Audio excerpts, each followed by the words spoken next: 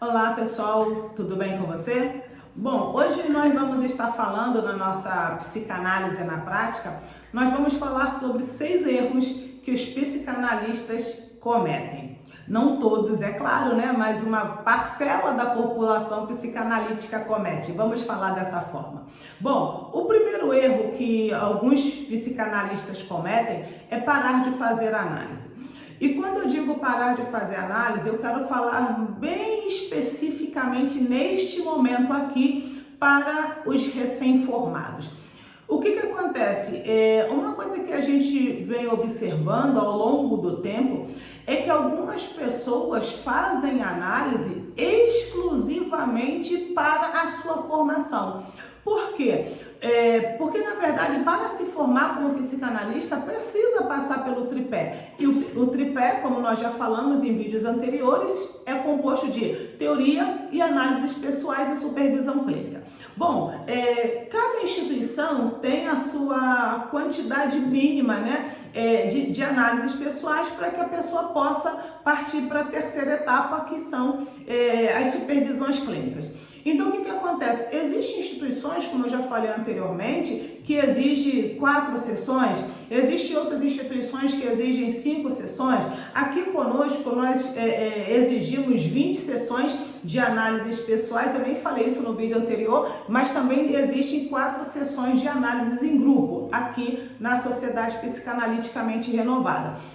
E já existem outras instituições que a pessoa precisa estar fazendo análise desde o primeiro momento em que começa a teoria. Então, por exemplo, se a formação dura 36 meses, então a pessoa precisa estar em análise, fazer análise também durante 36 meses. Ou seja, cada instituição tem a sua forma de proceder. Então, o que a gente observa? Que algumas pessoas, elas só fazem as análises. E aí a sensação que me dá é a seguinte, que é para cumprir o currículo, entende?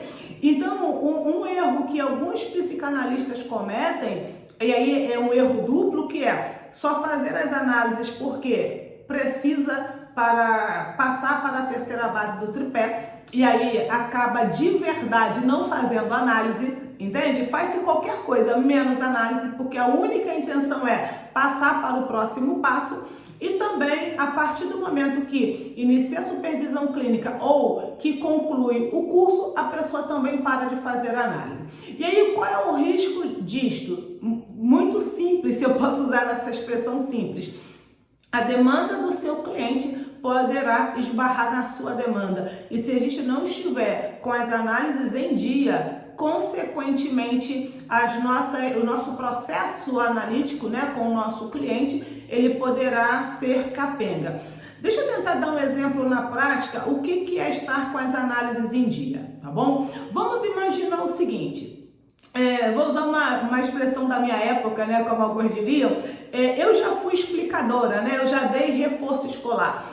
Eu só podia dar aula de reforço escolar para alunos que estavam em séries abaixo ou inferiores à minha. Vamos dar um exemplo aqui. Eu estava na 7ª série, só podia dar reforço escolar para quem estava até a 6ª série. Atualmente é 5º ano, 6º ano, 8º ano. Então, isso é estar com as análises em dia. A sua análise, tá, com o seu cliente só irá até onde a sua foi, enquanto você é analisando com o seu analista. Não existe como, não tem como você avançar, sabe? Ir numa profundidade maior com o seu analisando, se você mesmo não está avançando e se você não está indo numa profundidade maior. Ou seja, se você chegou, não existe isso, tá? Eu estou falando didático, ok, pessoal? Se você chegou no 5º degrau da sua análise pessoal, consequentemente, você como analista só vai conseguir chegar até o 4º degrau com o seu analisando. E aí, às vezes algumas pessoas falam, né, porque eu também dou supervisão clínica, algumas pessoas não entendem porque não estão avançando no seu processo analítico com o cliente. É exatamente por isso, porque a própria pessoa não está avançando no processo analítico dela. Então, o primeiro erro que alguns psicanalistas cometem é parar de fazer análise pessoal. Segundo erro que alguns psicanalistas cometem é não fazer supervisão clínica. Então, assim, qual o benefício de fazer supervisão clínica? Primeiro, a gente passa a ter não só uma orientação, tá? Esse não só uma orientação, mas a gente começa a perceber uma outra forma, uma outra perspectiva, um outro olhar em relação àquele caso, àquela demanda que a gente está lidando. Então, quando a gente faz supervisão clínica, a gente lida especificamente com a demanda daquele cliente que a gente às vezes não está conseguindo avançar, que a gente se vê literalmente travado. Então, a gente tem um supervisor que fala, olha, numa situação como esta, eu tentaria isto daqui. Aqui na sociedade, a gente pratica muito a supervisão em grupo. Eu acho isso extremamente benéfico, por quê? Porque a mesma situação, vou dar um exemplo aqui qualquer, 3 pessoas falaram como agiria. Naturalmente, você passa a ter 3 linhas de procedimento, 3 perspectivas, 3 visões diferentes que você, claro, que está com o seu analisando, que sabe qual é de fato, não só a demanda, mas como lidar com ele. Você pode experimentar as 3 possibilidades, nesse caso aqui do exemplo, bem como você pode, olha, essa daqui vai ser a mais indicada.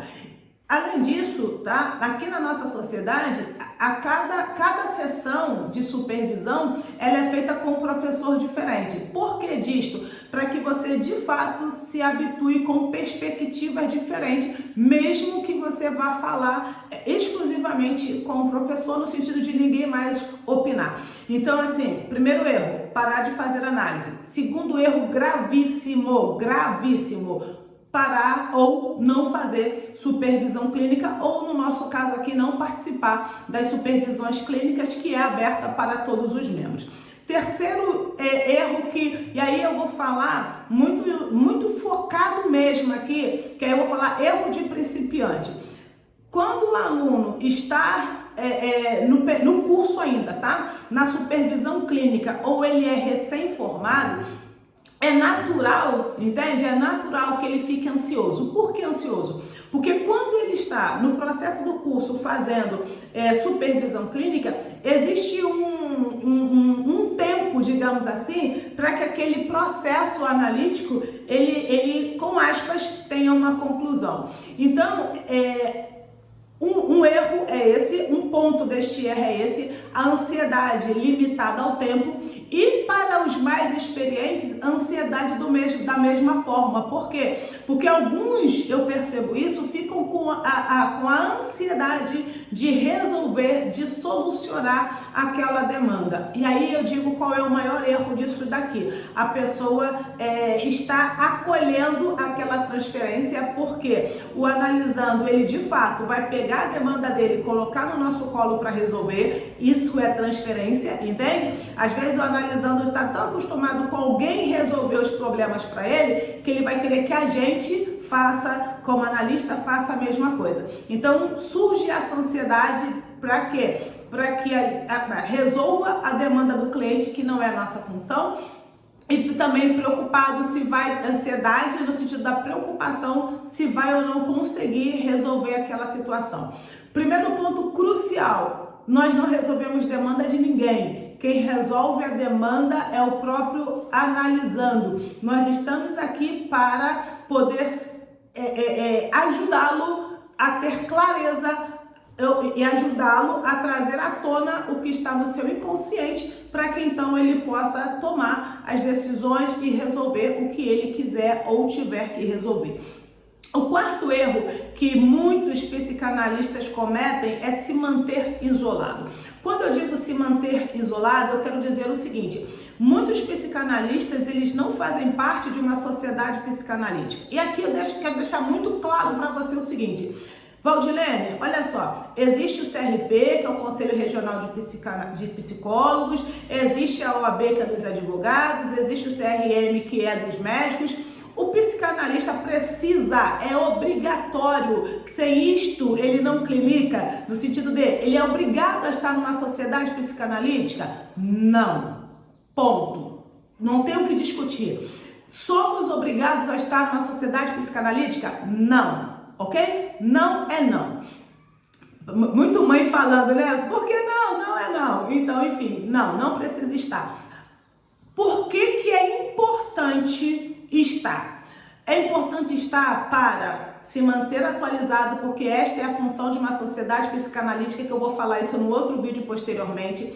Para manter um network, gente, tira da mente de vocês que network é troca de cartãozinho, tira da mente de vocês que network é troca de cliente. Eu não posso atender, toma esse, eu não posso tomar esse para você. Não, esquece isso. Network é interação, network é convívio, network é troca de conhecimento, network é um agregar na vida do outro, é eu agregar na vida do grupo e o grupo agregar na minha vida. Isto é network. Troca de cartão é escambo, ok? Troca de cartão é escambo. Então, não se mantenha isolado. Procure uma sociedade psicanalítica séria, que vai te dar suporte, que vai te orientar, que vai continuar investindo na sua formação, que vai, agregar a sua vida. Então, assim, estou te convidando para vir para a Sociedade Psicanaliticamente Renovada? É claro que sim. Mas estou dizendo que somos os melhores? É claro que não. Entende isso, gente? Então, faça parte, busque uma sociedade psicanalítica, busque um grupo para que você possa se manter atualizado e principalmente continuar estudando. Bom, outra coisa também, um quinto erro que os psicanalistas cometem, que é eu não sei se eu posso dizer que é o pior de todos, mas é perigoso. Não vou falar que é o pior, mas é muito perigoso. Eles se apossam do lugar do suposto saber. A carapuça parece que veste bonitinho ele. Então, o lugar do suposto saber é um lugar que não existe, é um lugar transitório. Quando eu estou falando de transitório, só para vocês entenderem o que está na minha mente agora, eu estou pensando em areia movediça, não é palpável, você não tem estabilidade, você afunda e pode sim morrer. Então, o lugar do suposto saber é isso. É um local onde tem uma cadeira linda e maravilhosa, toda dourada lá de diamantes, porém a base, o chão são areias movediças. O nosso cliente, o nosso analisando, nos coloca nesse lugar do suposto saber. Isso é a transferência, mas este lugar não é nosso. Essa cadeira linda, toda cravejada de diamantes, o assento dela é de espinho. Nós não podemos ficar confortáveis neste lugar. Então, tome cuidado com este lugar, porque ele não é seu. Esse lugar é de alguém que está no inconsciente do seu analisando, e este alguém não é você. Você está muito no nível consciente. E um sexto item aqui, eu quero aproveitar então nesse momento e falar mais uma vez da importância de uma sociedade psicanalítica. Mas antes de falar da importância, porque eu vou falar da importância, deixa eu te dizer talvez 3 finalidades de uma sociedade psicanalítica. Primeiro, promover e continuar promovendo a psicanálise. Segundo, continuar promovendo o seu conhecimento, o seu crescimento. Promover esse network, que é essa troca, essa interação, para que... Gente, a sociedade psicanalítica, uma sociedade psicanalítica, ela existe com uma única função. Eu acho que eu vou tentar resumir aqui. Fazer com que você se torne cada vez mais melhor como profissional da área. E aí ela promove cursos, ela promove eventos, ela te dá suporte, ela te dá assessoria, Ela te coloca em contato com outras pessoas, ela pode, não é obrigatório, não é um fator sine qua non, mas ela pode te enviar clientes e ela vai, com certeza absoluta, de novo, já falei isso 3 vezes pelo menos, ela vai investir em você.